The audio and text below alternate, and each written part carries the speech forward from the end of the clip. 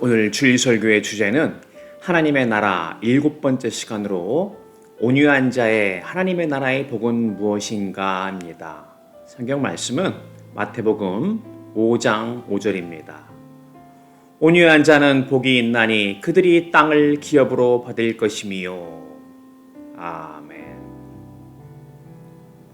어린 시절 학교 다닐 때 친한 친구 중에 성격이 무척이나 온화하고 부드러운 친구가 있었습니다. 그 친구가 화내는 것을 거의 본 적이 없었을 뿐만 아니라 항상 다른 사람의 말을 잘 들어주는 성격이어서 친구들 사이에서 그는 인기가 좋았습니다.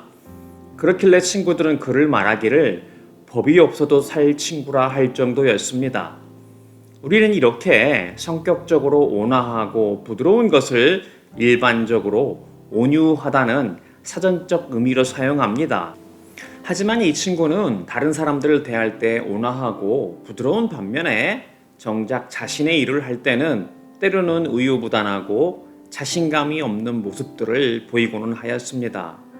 그래서 항상 결정을 되도록이면 미루거나 또는 다른 사람들의 결정을 따르고 아니면 예기치 않은 선택을 하기도 하는 성향을 보였습니다. 그의 이러한 성향은 다른 사람과의 인간관계에서 미치는 영향은 크게 없었기에 대체로 그는 성격이 온화하고 부드러운 온유한 사람으로 일반적으로 불렸습니다. 그런데 정작 이 친구는 성인이 될 때까지 예수를 믿지 않아서 20대 시절 직장 다닐 때 이 친구를 전도하기로 생각하고 교회에 초대한 적이 있었습니다. 예의 온화하고 부드러운 성격인 그는 교회에 초대할 때 쉽게 거절하지는 않았습니다. 하지만 그는 좀처럼 교회에 나오지도 않았습니다. 그러다가 한 번은 교회에 부흥회 기간에 초대를 해야겠다 싶어 일부러 1시간 이상 걸리는 그의 직장까지 퇴근 시간에 찾아가서 교회에 같이 갔던 적이 있었습니다. 부흥 강사 목사님의 나름 재미있는 인생 스토리를 곁들인 설교가 꽤나 은혜가 있었음에도 불구하고 이 친구는 설교가 시작된 지 얼마 지나지 않아 꾸벅꾸벅 조는 것이었습니다. 예배 시작 전에 저녁까지 사 먹였던 것이 아깝다고 생각이 될 정도였습니다. 하지만 현대시대는 이러한 온화하고 부드러운 성격에 대해 오히려 부정적으로 여기기도 합니다. 왜냐하면 자본주의 최첨단의 시대에서 비즈니스와 정치에서는 온유함은 종종 유약함으로 간주되기 때문입니다.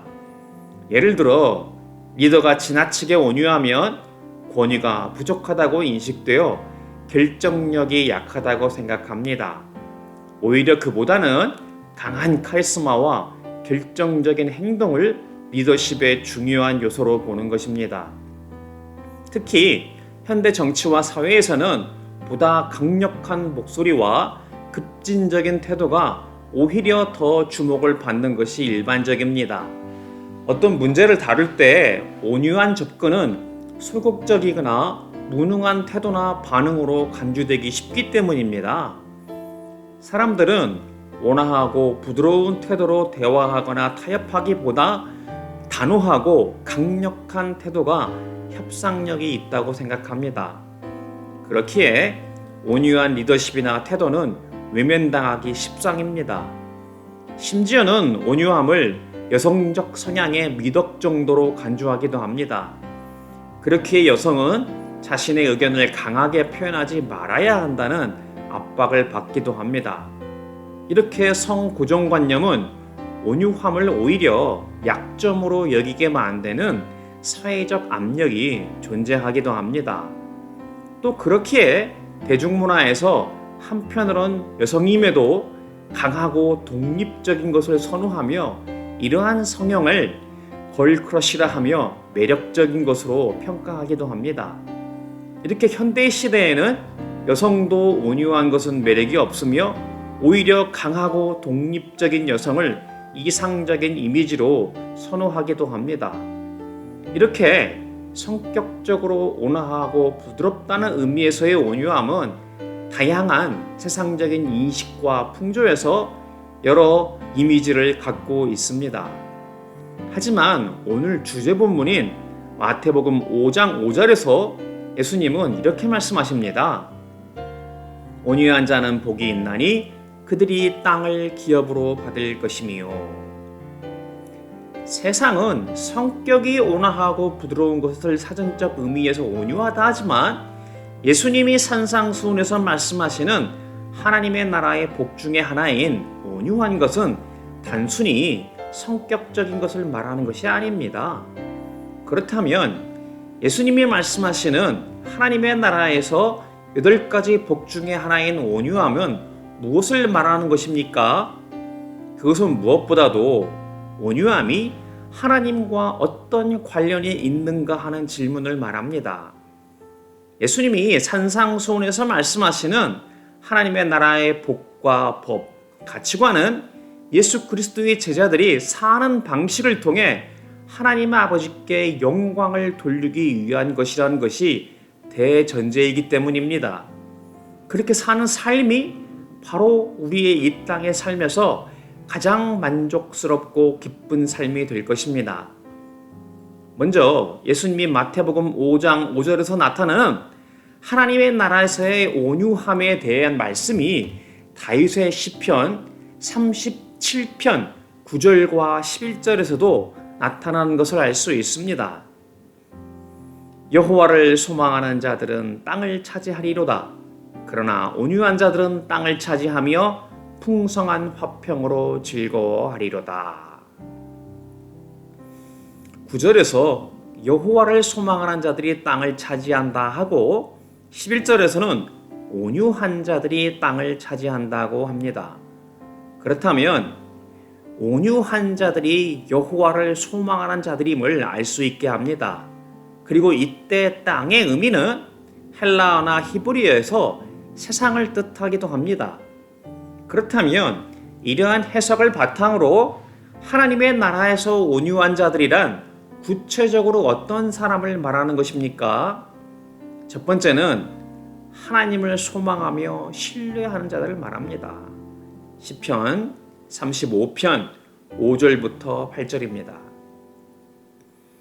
내 길을 여호와께 맡기라. 그를 의지하면 그가 이루시고 내 의를 빛같이 나타내시며 내 공의를 정오의 빛같이 하시리로다. 여호와 앞에 잠잠하고 참고 기다리라. 자기 길이 형통하며 악한 꾀를 이루는 자 때문에 불평하지 말지어다. 분을 그치고 노를 버리며 불평하지 말라. 오히려 악을 만들 뿐이라. 다윗은 15나이 목동 시절에 선지자 사무엘로부터 사울 왕의 뒤를 이을 왕으로 처음 기름 부음을 받았습니다. 하지만 그는 그때로부터 왕이 될 때까지 약 15년여간 일반 사람들은 생각지도 못할 각종 어려움과 시련, 생명의 위협을 받는 기간을 견뎌내야 했습니다. 블레셋과의 전쟁에서 골리앗을 물리친 뒤 사울 왕의 사위가 되어 전쟁에서 여러 공로를 세웠음에도 불구하고 그는 오히려 사울 왕의 질투와 시기의 희생양이 되어 자신의 생명을 보존하기 위해 왕을 피해 다녀야 했습니다. 계속해서 그를 뒤쫓는 왕의 군사들의 위협 속에서 그는 일정한 거처를 둘 수 없었고 여러 우여곡절 속에서 자신의 생명을 지키기 위해 쫓겨다녀야 했습니다. 그런 다윗이 말하는 시편 35편입니다. 오직 자신의 모든 길을 여호와 하나님께 맡기라 합니다. 하나님을 의지하면 하나님이 이루시고 마침내 우리의 의를 한낮의 빛처럼 드러내신다 합니다. 그렇게 오직 여호와 앞에 잠잠하고 참고 기다리라 합니다. 악인이 이 땅에서 형통하며 악한 꾀로 자신을 위협하여 당하게 될지라도 그것으로 불평하지 말라 합니다. 그러한 일로 만약 분노를 드러낸다면 오히려 악을 만들어낼 뿐이기 때문에 그치라 합니다. 인생의 온갖 갓난 신고를 그 누구보다도 극심하게 경험한 다윗이 고백하는 것입니다. 어떠한 인생의 시련과 고난 속에서도 오직 하나님을 소망하며 신뢰하라고 합니다. 이렇게 성경적인 온유함은 그냥 성격이 온화하고 부드러운 것을 넘어서 어떠한 인생의 환경 가운데에서도 오직 하나님을 향한 깊은 확신을 갖는 데서 비롯됩니다. 인생은 참으로 복잡다단하고 때로는 엄청난 압박과 장애물이 드리워져 있기 때문에 그저 스스로의 능력으로 감당하기에는 자신이 부족하다는 것을 인정하는 것입니다.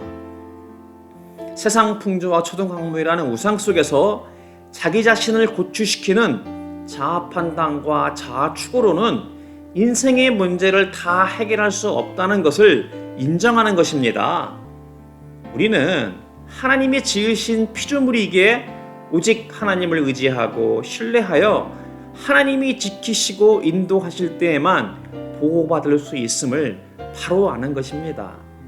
이것이 바로 하나님의 나라에서의 온유함의 모습이고 지혜입니다. 그렇기에 인생길에서 겪게 되는 시련과 환난 속에서 하나님 앞에서 온유한 자는 조용히 잠잠히 있으며 오래 참음으로 기다릴 줄 아는 자입니다. 하나님께서 자신의 인성 속에서 일하시는 것을 인내하며 조용히 기다리는 것입니다.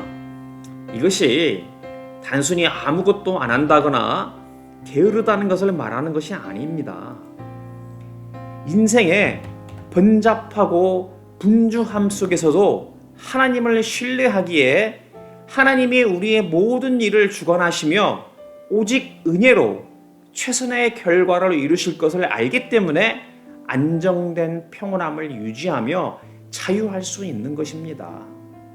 그렇기에 악인의 형통함과 악한 의 꾀로 인한 위협 속에서도 분노하거나 불평하지 않습니다. 우리의 인생사뿐만 아니라 악인의 모든 위협도 오직 하나님의 주권 가운데 있다는 것을 신뢰하기 때문입니다. 오직 하나님을 신뢰하며 하나님의 선하신 능력이 하나님의 때에 어떻게 일을 이루어내실 것인지를 조용히 인내함으로 기다리는 것입니다. 그렇기에 하나님을 모르는 세상 사람들이 겪는 삶 속에서의 좌절과 여러 장애물과 시련, 환난, 반대하는 사람들이나 악한 자들로 인해 겪는 분노와 불평을 하지 않게 됩니다. 다윗이야말로 세상 다른 어떤 사람들보다 험난한 인생의 역정을 경험한 사람이었음에도 불구하고 그가 이러한 하나님의 나라의 온유함을 드러낼 수 있었던 것은 바로 그가 하나님을 소망하며 신뢰하였기 때문입니다. 그렇기에 그는 자신의 인생길에서 벌어지는 모든 일들을 하나님께 맡겨드리고 오직 오래 참는 인내로 잠잠히 하나님의 때를 기다릴 수 있었습니다. 예수님이 산상수훈에서 말씀하시는 온유함이란 그저 성격으로서 온화하고 부드러움을 넘어서 하나님의 나라의 백성이요 예수 그리스도의 제자가 사는 방식을 말하는 것입니다. 이렇게 살아 오직 하나님 아버지께 영광을 돌리고 세상에 하나님이 어떠하신 분이신지를 전하는 자가 되는 것입니다. 하나님의 나라에서 온유한 자들의 모습으로 나타나는 두 번째는 온유함으로 하나님의 말씀을 받는 것입니다. 성경에서 온유한 자라 평가를 하는 모세의 경우를 보겠습니다. 민수기 12장 1절부터 3절입니다. 모세가 구스 여자를 취하였더니 그 구스 여자를 취하였으므로 미리암과 아론이 모세를 비방하니라. 그들이 이르되 여호와께서 모세와만 말씀하셨느냐 우리와도 말씀하지 아니하셨느냐 하매 여호와께서 이 말을 들으셨더라. 이 사람 모세는 온유함이 지면의 모든 사람보다 더하더라. 모세가 구스 지역의 여자를 취하자 그의 누나요 형이었던 미리암과 아론이 그를 비방하는 내용입니다. 그러자 하나님께서 이 말씀을 들으시고 모세를 온유한 자라 하시면서 그를 비방하는 미리암과 아론을 벌하시는 내용이 그 이후에 나타납니다. 그렇다면 왜 하나님은 여기에서 모세를 온유한 자라 하셨을까요? 모세는 자신이 비난을 받는 상황에 있을 때에도 굳이 그들에게 분노하거나 불평함이 없이 스스로를 변호하지 않고 그저 자신의 모든 문제를 하나님께 맡겨드리고 인내하며 하나님의 뜻을 기다렸습니다. 그러자 하나님께서 모세의 변호인이 되어주셔서 오히려 미리암과 아론을 벌하신 것입니다.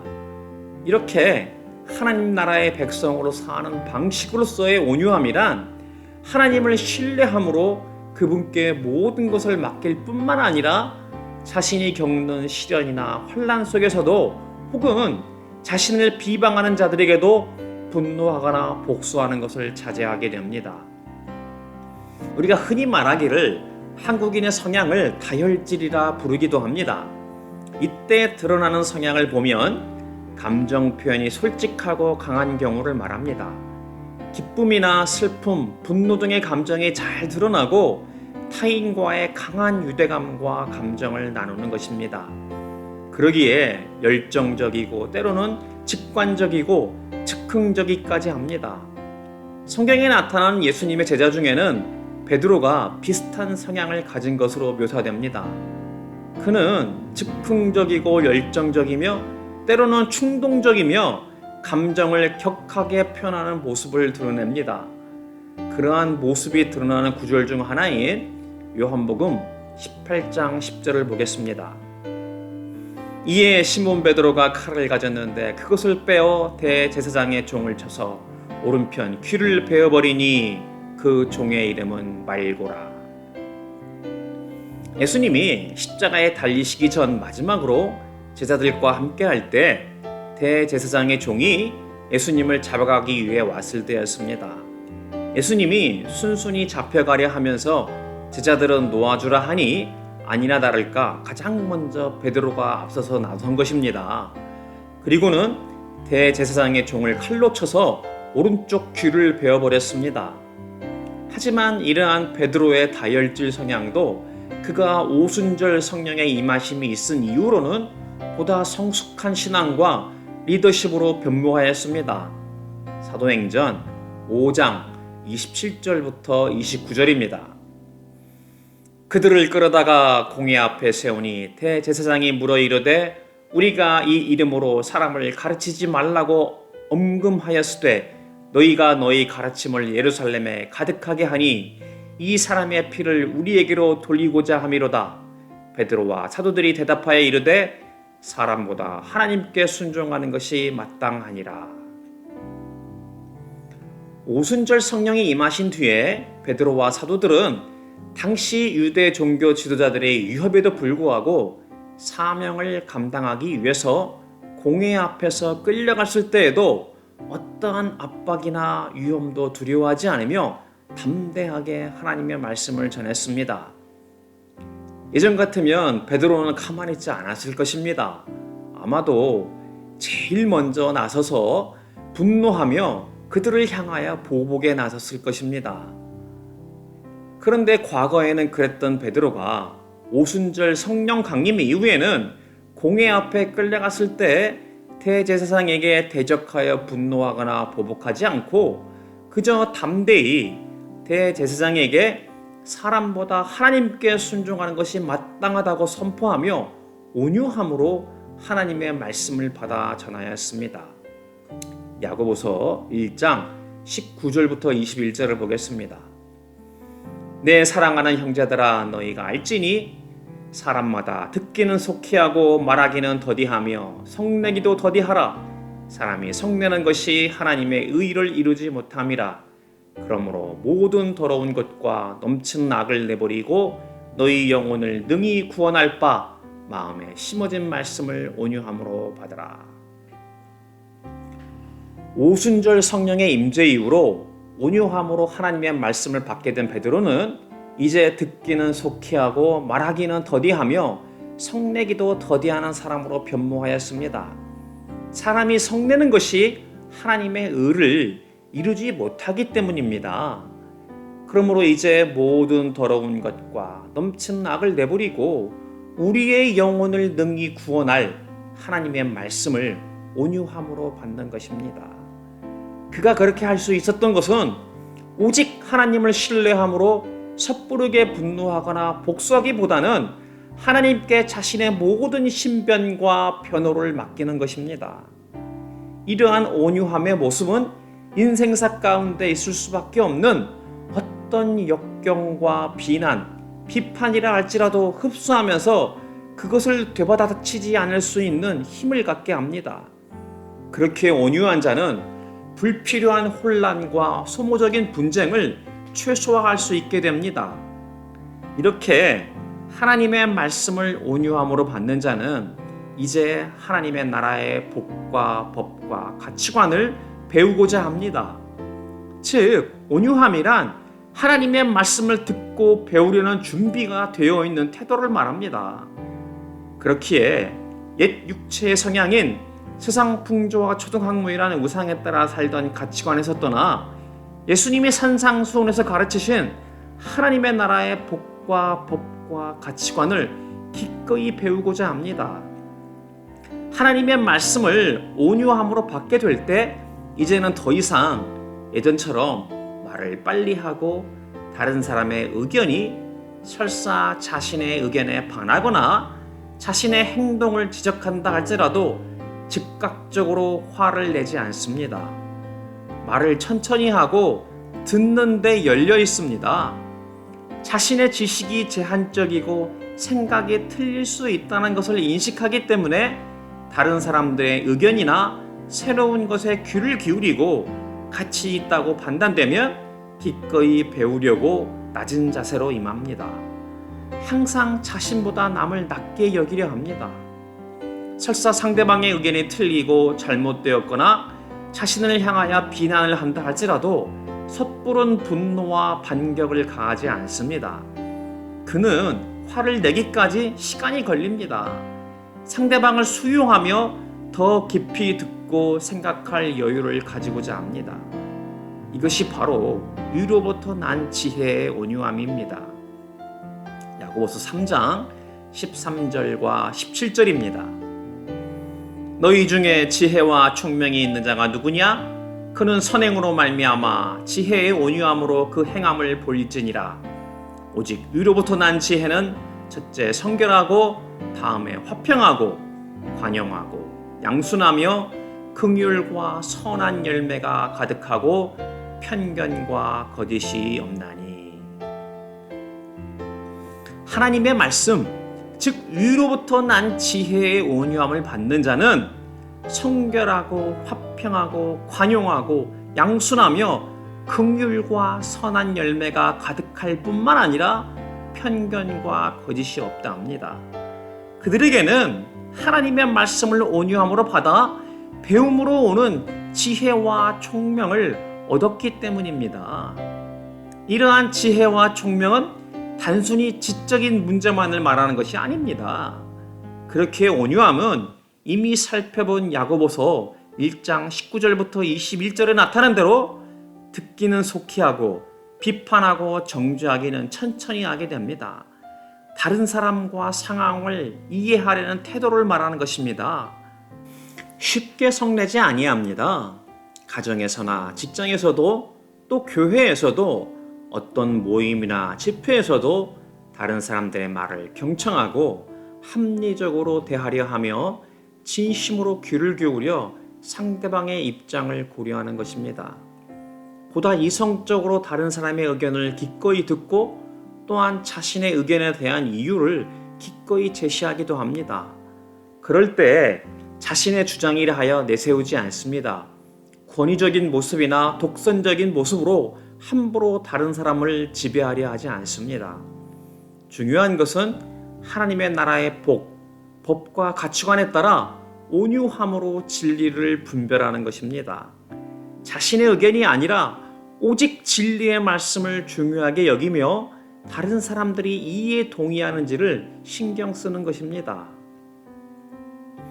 하나님의 나라에서 온유한 자들의 모습으로 나타나는 세 번째는 자신의 오류와 죄에 대한 인식을 바탕으로 기꺼이 이성적이고 교정받을 수 있는 태도를 지향하며 자신의 생각과 행위를 성찰할 기회를 갖습니다. 대표적인 예가 바로 다윗이었습니다. 사무엘하 12장 13절입니다. 다윗이 나단에게 이르되 내가 여호와께 죄를 범하였노라 하매 나단이 다윗에게 말하되 여호와께서도 당신의 죄를 사하셨나니 당신이 죽지 아니하려니와. 다윗이 밧세바와 간음하고 그녀의 남편을 미필적 고의로 죽게 한 후 나단 선지자가 이것에 대해 질책하였을 때 그는 즉각적으로 하나님의 말씀을 온유함으로 받아 회개하였습니다. 다윗의 진심 어린 회개가 나오는 것이 바로 시편 51편입니다. 그 중에서 51편 1절과 2절, 10절과 17절을 보겠습니다. 하나님이여 주의 인자를 따라 내게 은혜를 베푸시며 주의 많은 긍휼을 따라 내 죄악을 지워 주소서. 나의 죄악을 맑게 씻으시며 나의 죄를 깨끗이 제하소서. 하나님이여 내 속에 정한 마음을 창조하시고 내 안에 정직한 영을 새롭게 하소서. 하나님께서 구하시는 제사는 상한 심령이라. 하나님이여 상하고 통해하는 마음을 주께서 멸시하지 아니하시리라. 온유함의 두 번째 모습인 하나님의 말씀에 온유함을 받는 자는 이렇게 하나님의 나라의 복과 법, 가치관을 배우게 되므로 위로부터 난 지혜를 얻게 됩니다.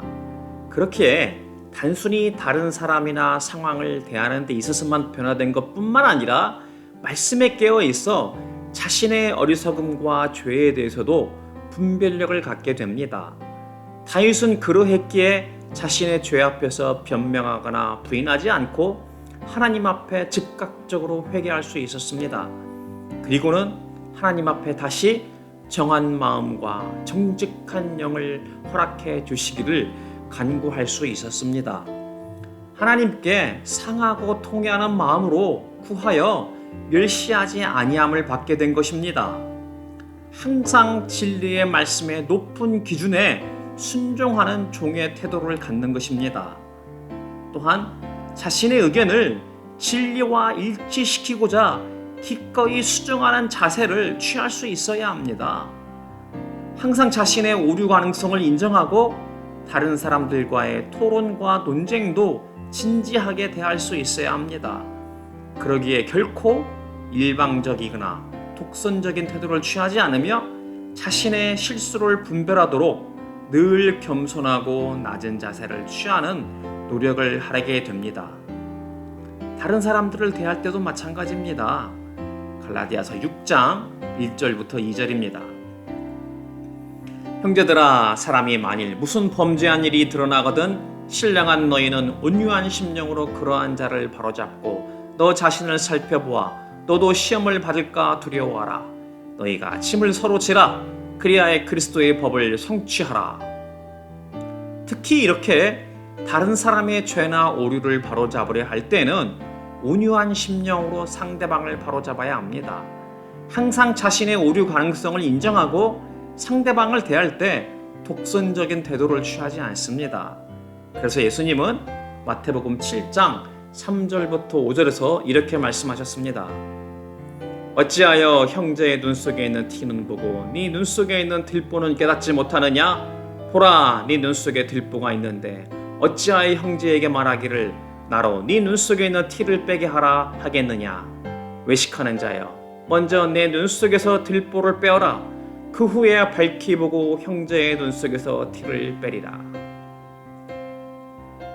예수님은 다른 사람의 죄나 오류를 바로잡으려 할 때 먼저 자기 성찰과 겸손함으로 다른 사람을 판단하기 전에 자신을 먼저 돌아보라 하셨습니다.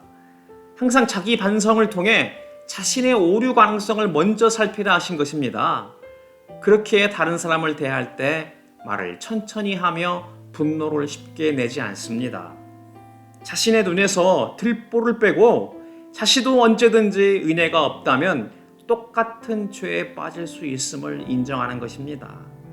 단지 하나님의 은혜로 아직 그러한 죄에 빠지지 않았던 것이라는 것을 겸손히 인정하고 다른 사람의 죄를 대할 때에도 긍휼함으로 대하는 것입니다. 그럴 때 우리는 자신의 오류와 죄에 대한 인식을 바탕으로 기꺼이 이성적이고 교정받을 수 있는 태도를 지향할 수 있게 됩니다. 또한 죄나 오류에 빠진 사람을 대할 때에도 자신의 오류 가능성에 대한 취약함을 깨닫고 긍휼함으로 대할 수 있게 됩니다. 오직 하나님의 은혜에 전적으로 의지할 수밖에 없는 것이 죄에 빠진 인간의 모습이라는 것을 인정하는 것입니다. 이렇게 온유함이란 단순히 성격이 온화하고 부드러운 수준 정도를 훨씬 넘어서는 것입니다. 오직 온유함이란 하나님으로부터 시작되어 하나님으로 끝나는 위로부터 난 지혜의 온유함을 말하는 것입니다. 우리 자신도 마찬가지이고 다른 사람들을 대할 때에도 하나님의 나라에서 복을 받고 사는 방식을 일컫는 것입니다. 이로 인해 오직 하나님 아버지께 영광이 돌아가게 하며 이렇게 사는 우리로 인하여 세상이 하나님이 누구이신지를 알게 하는 것입니다. 마태복음 5장 16절입니다. 이같이 너희 빛이 사람 앞에 비치게 하여 그들로 너희 착한 행실을 보고 하늘에 계신 너희 아버지께 영광을 돌리게 하라.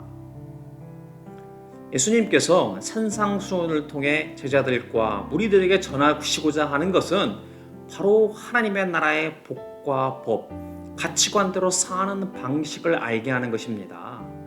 이것으로 인해 오직 하나님 아버지께 영광이 돌아가게 할 뿐만 아니라 하나님이 누구이신지를 세상에 알게 하시려는 것입니다.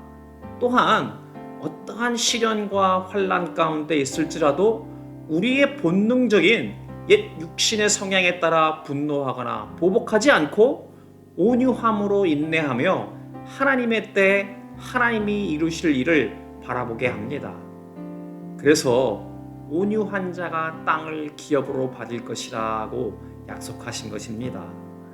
하나님의 때에 모든 것이 합력하여 마침내 선을 이루게 하심으로 이 땅에서 맡기신 사명을 감당하게 하시기 때문입니다. 땅이 세상이라 하였습니다. 즉 하나님이 하나님의 나라의 백성과 예수 그리스도의 제자들에게 세상을 기업으로 상속하게 하신다는 것입니다. 우리는 이미 하나님의 상속자로서 약속을 받은 자들입니다. 그렇게 우리는 이 땅에서 세상의 유혹이나 다른 사람들을 이기려는 헛된 욕심이나 쾌락이 필요하지 않습니다. 이미 하나님 아버지께서 우리에게 세상을 기업, 유업으로 주셨고 우리가 그 유산을 물려받는 상속자가 될 터인데 굳이 이 땅에서 사는 동안 이보다 비교도 되지 않는 세상 것으로 자랑하며 연연해야 할 이유가 없기 때문입니다. 하지만 이러한 하나님 나라의 복인 온유함은 우리의 죄된 본성에 반하는 것입니다. 그렇게 우리 힘으로는 불가능합니다. 초자연적인 힘의 도움이 필요합니다. 이마저도 예수님은 준비해 두셨습니다. 하나님의 나라의 백성이요 예수 그리스도의 제자라면 오직 하나님을 신뢰하고 자신의 길을 맡겨드리며 인내로 감당할 때 예수님이 하나님께 구하여 보내신 받은 보혜사 성령님께서 우리를 중보하며 도우실 것입니다. 요한복음 14장 26절입니다. 보혜사 곧 아버지께서 내 이름으로 보내실 성령 그가 너희에게 모든 것을 가르치고 내가 너희에게 말한 모든 것을 생각나게 하리라. 우리가 성령님의 인도하심을 받아 산다면 하나님의 나라에 사는 모든 것을 가르치고 예수님이 말씀하신 모든 것을 생각나게 하실 것입니다. 또한 성령님이 우리가 예수님과 공동상속자로서 세상의 모든 것이 우리의 것임을 확신하게 하실 것입니다. 로마서 8장 16절부터 17절 32절입니다. 성령이 친히 우리의 영과 더불어 우리가 하나님의 자녀인 것을 증언하시나니 자녀이면 또한 상속자 곧 하나님의 상속자여 그리스도와 함께한 상속자니 우리가 그와 함께 영광을 받기 위하여 고난도 함께 받아야 할 것이니라. 자기 아들을 아끼지 아니하시고 우리 모든 사람을 위하여 내주시니가 어찌 그 아들과 함께 모든 것을 우리에게 주시지 아니하겠느냐. 이렇게 성령님은 우리가 하나님의 자녀요 새 하늘과 새 땅에서 예수님과 함께 상속자인 것을 증언하신다 합니다. 하나님이 자기 아들을 아끼지 아니하시고 내어 주셨기에 예수님과 함께 모든 것을 우리에게 주시겠다 약속하신 것입니다. 그렇기에 이 땅에서 예수 그리스도를 따르는 길이 설사 고난이 함께 할다 할지라도 이 약속의 믿음으로 인하여 온유한 자가 마침내 땅을 기업으로 받는 복을 받게 될 것입니다. 바라기는 저와 우리 사랑하는 지체들이 이 복을 받을 수 있기를 주님의 이름으로 기도합니다. 마지막으로 복음 찬송 비준비하시니 함께 찬양하고 기도함으로 마치겠습니다.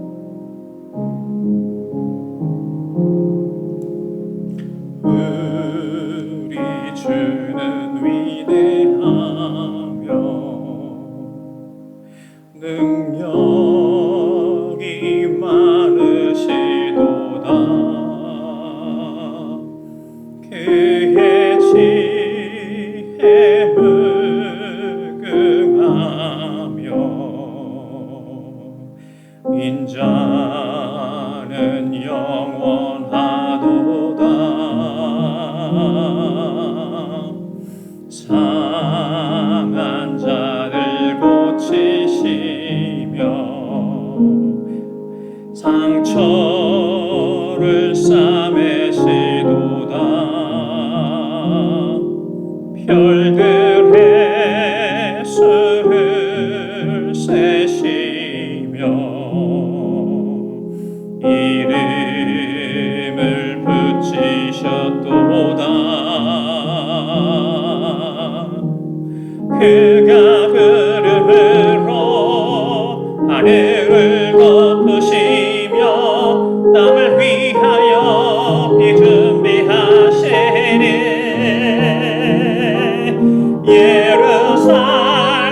예루살렘과 여호와를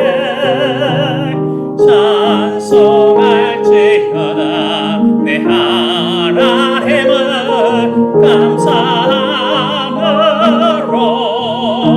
그 앞에 나가며 주 임재 앞에 경배해.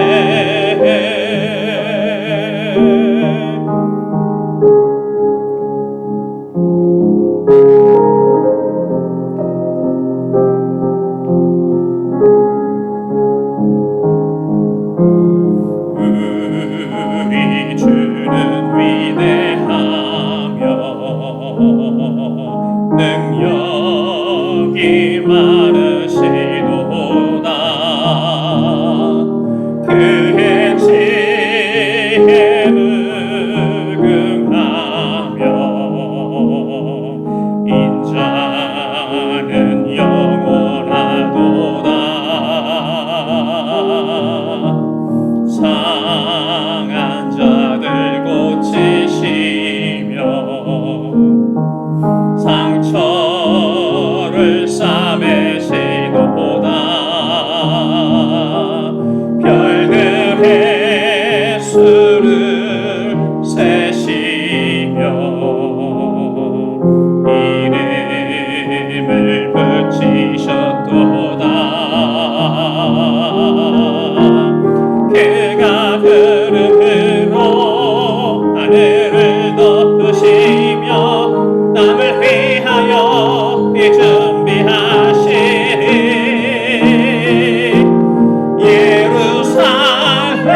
예루살렘과 여호와를 찬송할지어다. 내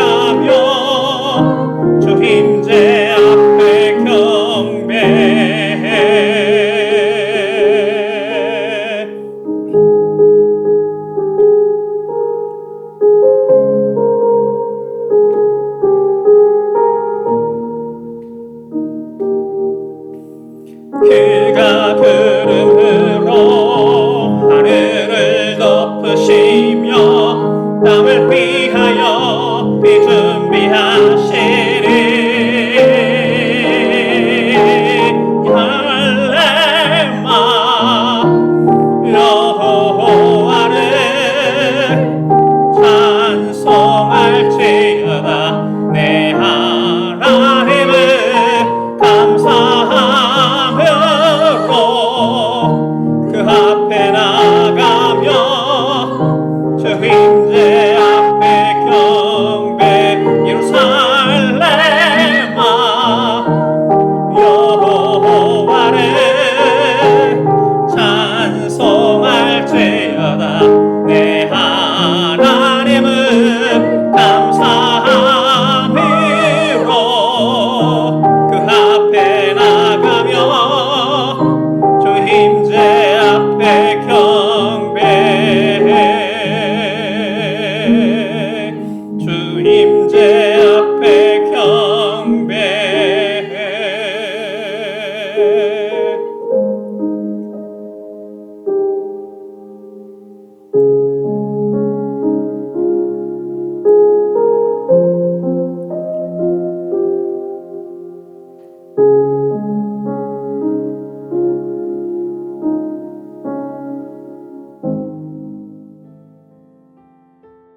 기도하겠습니다.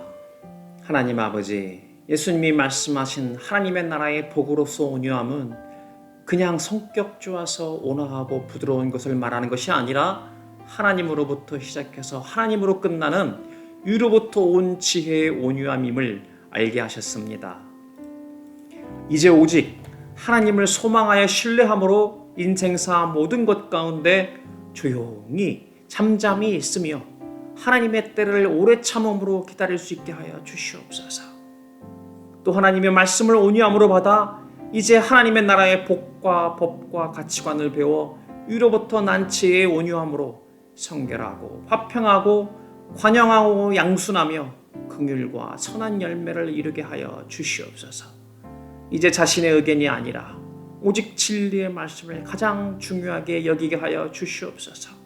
항상 자신의 오류와 죄에 대해 인식하고 자신의 생각과 행위를 성찰하게 하여 주시옵소서. 그리하여 마침내 하나님이 약속하신 하나님 나라의 백성이요 예수 그리스도의 제자로서 온유한 자에게 허락하신 땅을 기업으로 받는 상속자가 되게 하여 주시옵소서. 지금은 우리를 구원하신 예수 그리스도의 은혜와 우리를 택하고 부르신 하나님의 사랑과 선포되어진 말씀을 깨닫도록 조명하고 중보하시는 성령님의 교통하시고 감동 감화 역사하심이 오늘도 주신 말씀 가운데 위로부터 오는 지혜의 온유함으로 하나님 나라의 백성이요 예수 그리스도의 제자가 되어 마침내 하나님이 허락하시는 땅을 기업으로 받는 모든 성도들의 머리 위에 지금부터 영원까지 함께 하시기를 예수님의 이름으로 축복하며 기도드립니다.